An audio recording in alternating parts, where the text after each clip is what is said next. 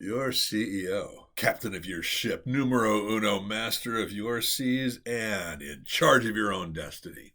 But do you mind if I give you some critical advice? More importantly, do you mind if your employees do? Here's the thing.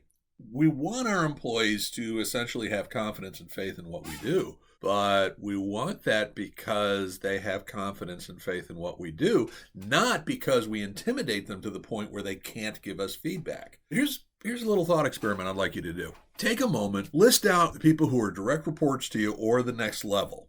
So we're basically talking the next two tiers underneath. And ask yourself a question. When was the last time you got criticism, critical advice, hopefully in a good way, but in any way, from each of these people? And if the answer is never, is that because they think you're perfect or they think you're unapproachable? Let's face it.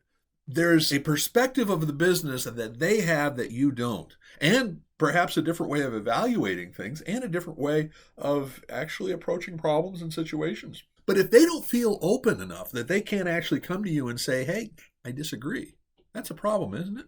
Now, there's a lot of talk about better communication channels going back and forth, but when it's going uphill versus downhill, you've got to start that. So have a conversation with your people and basically start individually one-on-one and start by saying, so what can I be doing better? Or if you have some ideas, here's a thing that I'm working on. Can you give me some advice? You ask them. This is especially true if you're used to always telling them how to improve their world, because everybody has a perspective that can give value to how you and I do our jobs. So, you big enough to take some criticism? Huh? Well, let's start with that shirt. Why?